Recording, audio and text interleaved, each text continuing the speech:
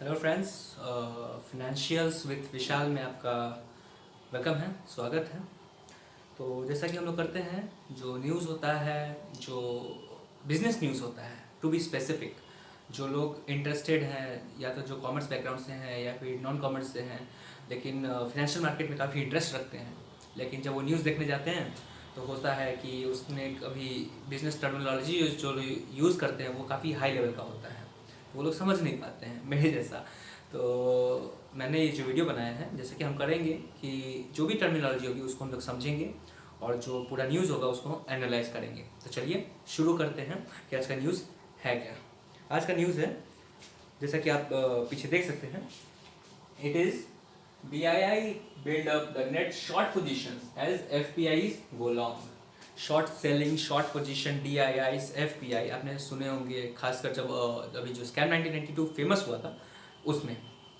अब तो पता नहीं what is DII, what is FPI, short selling, we don't no.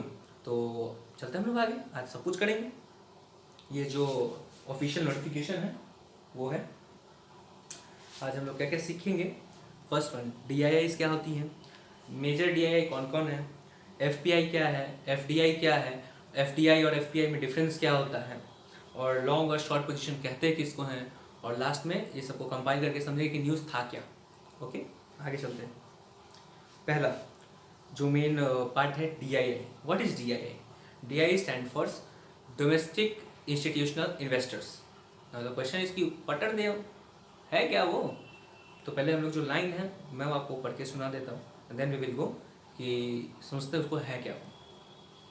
DII stands for Domestic Institutional Investors. They are particular class of investors that undertake to invest in a financial asset and securities of the country that they country currently reside in।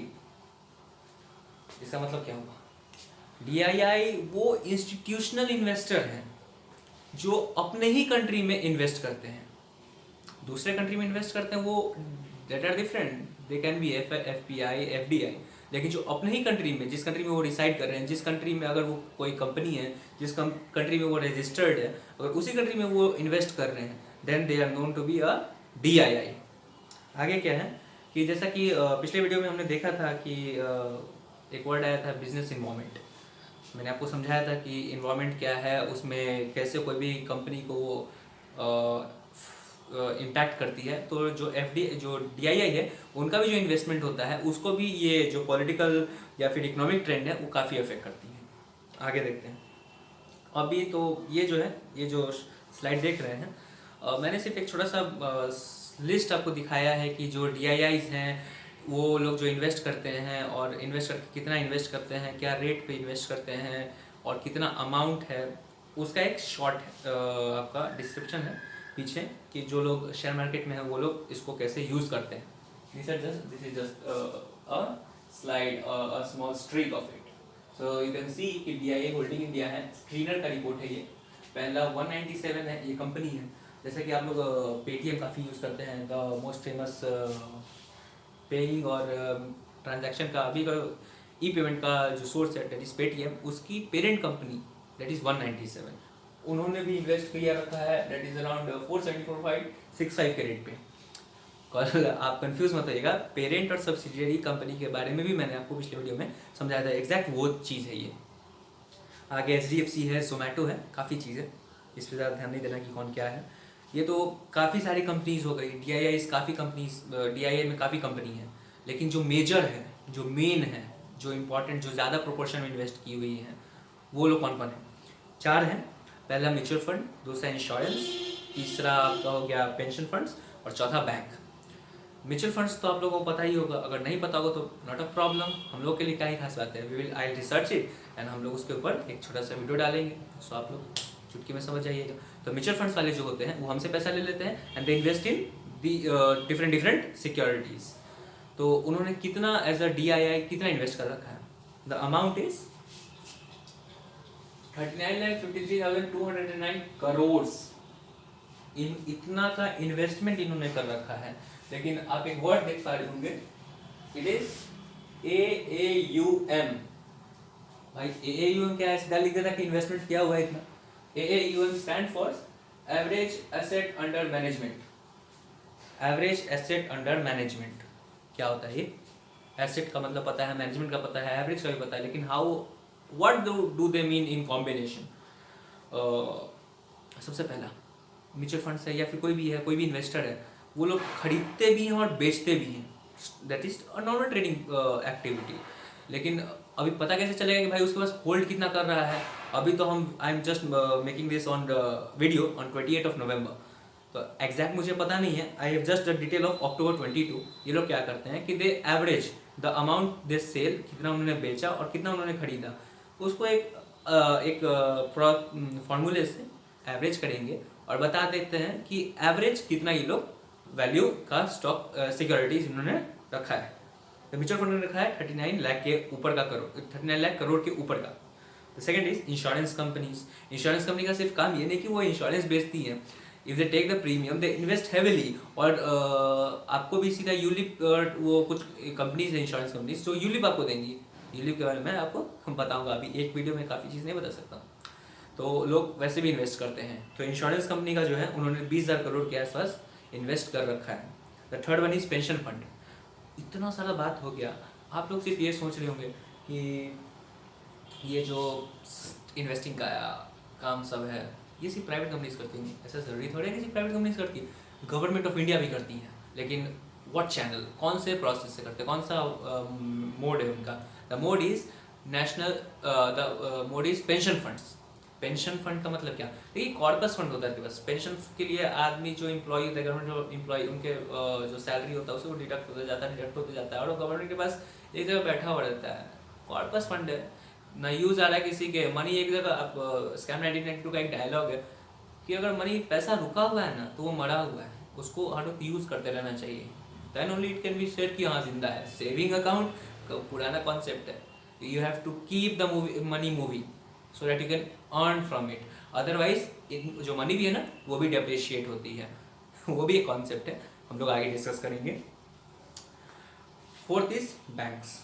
ये तो major investors हो गए। अब हम लोग चलेंगे, जो second point था हमने डीआईआई समझ लिया कि व्हाट आर डीआईआईज। अब जो दूसरा पॉइंट था हमारा न्यूज़ का, it is FPI. What is FPI? It is foreign portfolio investment. तो सबसे पहले इसका मतलब फुल फॉर्म तो पता चल गया कि फॉरेन का है और उसका पोर्टफोलियो इन्वेस्टमेंट होता है। लाइन क्या है, मतलब क्या है exact? C, foreign portfolio investment consists of securities and other financial assets held by investors in another country। ये रेड में लिखा है मैंने। क्या डीआईआई क्या करते थे कि वो लोग अपने ही कंट्री में इन्वेस्ट करते थे, लेकिन एफपीआई क्या करते हैं, एक कंट्री में रहते हुए दूसरे कंट्री में इन्वेस्ट करते हैं, दूसरे कंट्री की सिक्योरिटीज में इन्वेस्ट करेंगे, स्टॉक्स में, एडीआरस, जीडीआर, डिफरेंट चीजों में वो इन्वेस्ट करते हैं, but not in their country. जिस कंट्री में वो डिसाइड करे नहीं, उसमें नहीं, दूसरे कंट्री में जहाँ पे वो रिसाइड नहीं करते हैं या फिर जहाँ पे वो रजिस्टर्ड नहीं है। आगे देखते हैं, एफडीआई के बारे में आपने सुना होगा और अभी आप कंफ्यूज हो रहे होंगे कि भाई एफपीआई क्या होता है फिर एफडीआई भी क्या होता है, दोनों तो एक ही चीज होता है। नहीं, they are not the same thing, there is a small difference. उसको भी मैं आपको क्लैरिफाई करूंगा but in next slides. FDI FPI common ways है invest in overseas market. Overseas market जो दूसरे कंट्रीज हैं वर्ल्ड के बाद में, अपना कंट्री छोड़ के दूसरे कंट्री में। तीसरा अब पॉइंट आता है कि भाई वो लोग इन्वेस्ट किस में करते हैं? They invest in many types of securities. Securities can be ADRs, GDRs, mutual funds, exchange traded funds. ADR क्या होता है?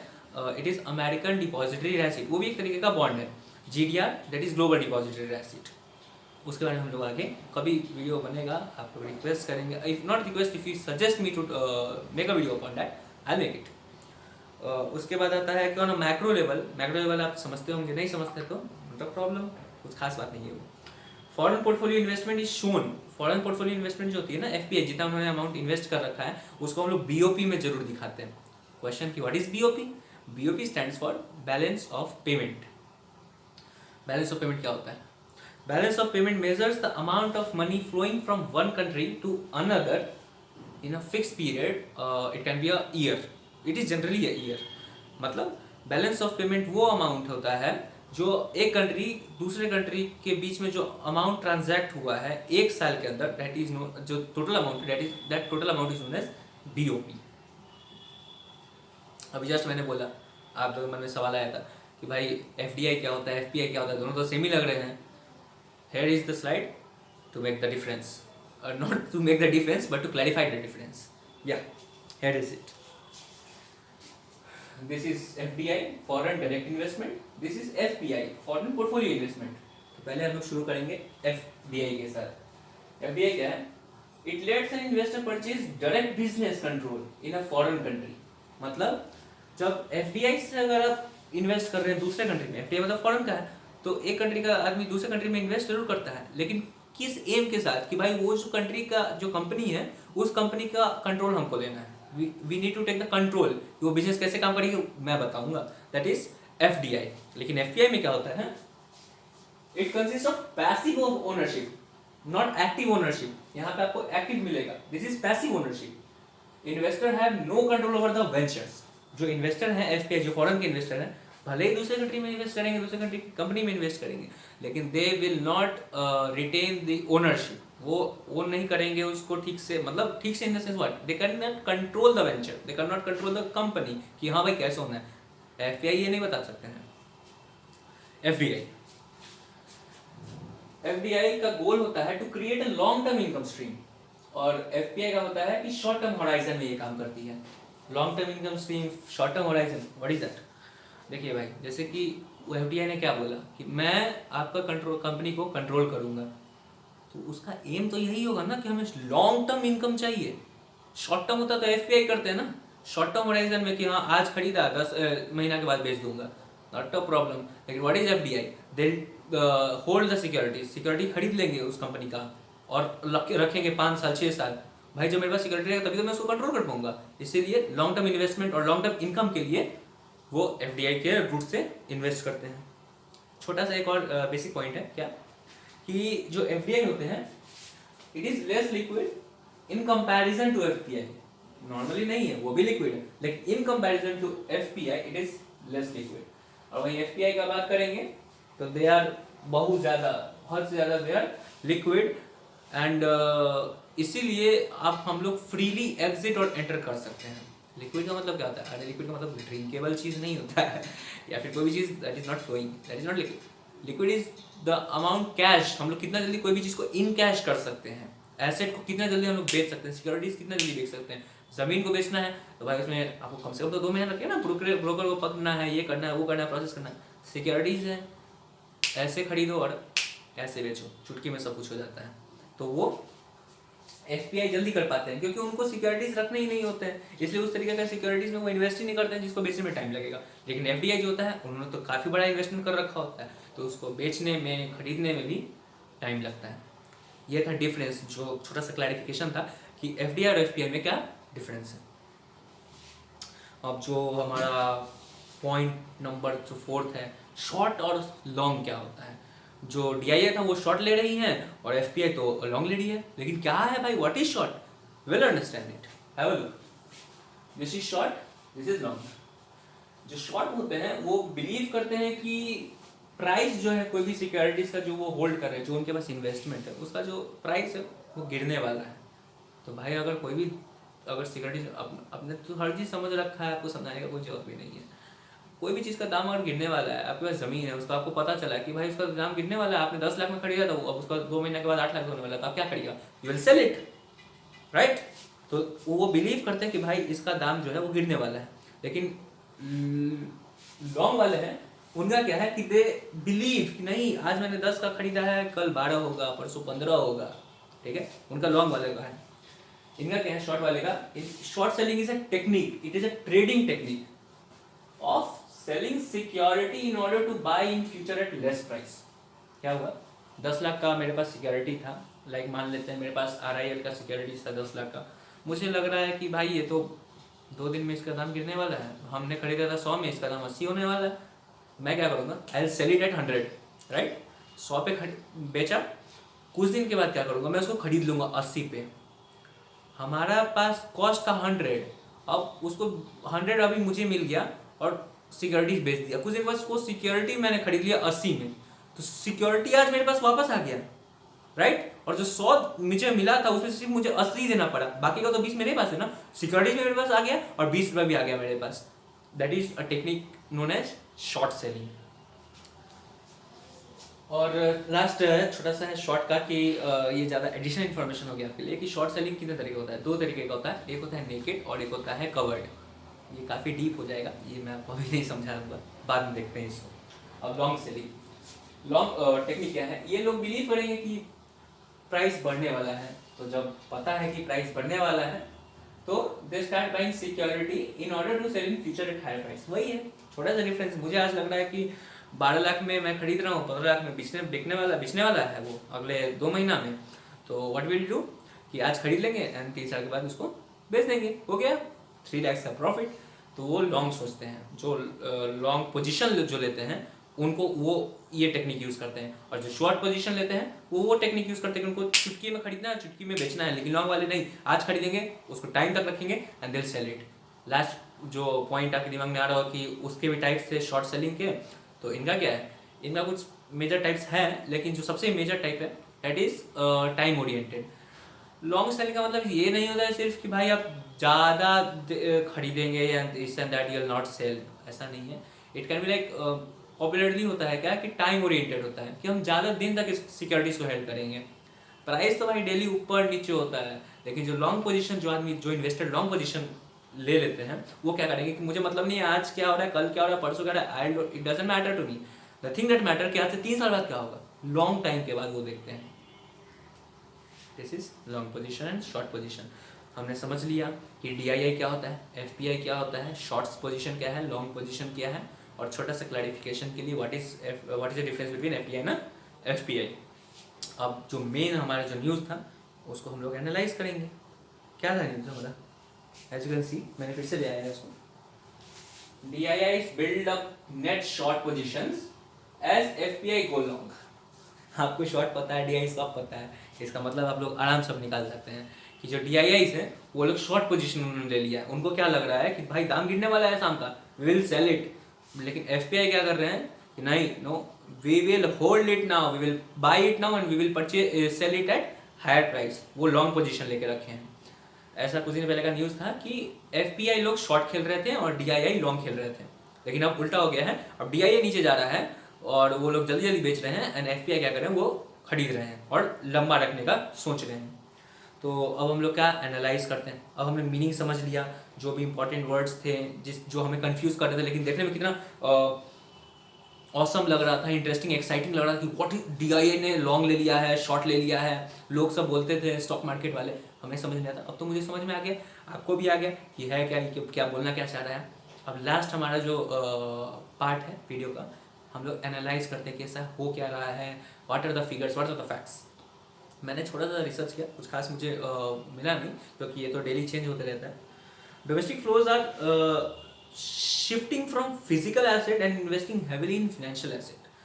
FPI क्या कर रहे हैं कि वो लोग जो फिक्स्ड एसेट है, प्लांट मशीनरी, ज़मीन, बिल्डिंग, उस तरीके का सिक्योरिटीज़ जो है उसमें वो इन्वेस्ट कर रहे हैं। लेकिन जो DII है वो इन्वेस्ट कर रहे हैं फिनेंशियल मार्केट में। तो हो सकता है कि वहाँ पे यहाँ से बेच रहे हैं, द आर्बिट्रेज प्रोसेस जो हम लोग इंटरमीडिएट में सीखते हैं और जो नॉर्मली लोग यूज़ करते हैं कि यहाँ से खरीद के वहाँ बेचना है, इस मार्केट से खरीद के उस मार्केट में बेचना है, the reason being the fluctuation of prices. तो हो सकता है इस वजह से वो इधर से उधर जा रहे हैं एंड शॉर्ट सेलिंग कर रहे हैं वो लोग। दूसरा क्या है कि उनका जो DII है उसमें से मेजर तो हमने बता दिया कि म्यूचुअल फंड आपने देखा था, 38 लाख का उसका 38 लाख करोड़ का इन्वेस्टमेंट था, वहीं इंश्योरेंस का सिर्फ 20,000 करोड़ का इन्वेस्टमेंट था। तो सबसे मेन तो हमारा DII का नाम पे क्या है, म्यूचुअल फंड। उनका जो स्टॉक फिगर था 24 नवंबर को, debt was around 901 million, sorry that short selling at 901 million, मतलब वो 901 मिलियन का जो सिक्योरिटीज था उसको वो बेच रहे थे, फॉर ये सोचते हुए कि उसका दाम गिरने वाला है, they will purchase it after the दाम will be, the price will be decreased. कितना अमाउंट का, 12.7 बिलियन का। न्यूज़ एनालिसिस पार्ट 2 हमने DII की तरफ से देख लिया, अब हम लोग देखेंगे FPI की तरफ से, क्योंकि वो लोग लॉन्ग पोजीशन हेल्ड कर रहे हैं। क्यों कर रहे हैं, उनका है कि the FPIs have added long bets in index and single stock future। उन्होंने बेट खेला है, इन्होंने साफ लिखा है स्क्रीन क्लियर वाले ने कि they are playing bet single stocks पे। उसके बाद क्या लिखा है, their net long index future stood at 87,900 contracts valued at 1.6 billion। उन्होंने कितना का होल्ड किया है, लॉन्ग कितना पे खेल रहे हैं, that is they are playing at 1.6 billion का एसेट। एंड जो एफ पी आई बायर्स हैं, हमने तो उसमें देखा कि वो लोग जो डी आई आई हैं वो लोग फाइनेंशियल एसेट में इन्वेस्ट कर रहे हैं, लेकिन एफ पी आई किस में कर रहे हैं, they are investing in financial services, I T, auto and capital goods. मैंने बोला था आपको वो फाइनेंस में कर रहे हैं, कहाँ से हटके, फिक्स से हटके, लेकिन ये लोग किस में कर रहे हैं, कैपिटल में।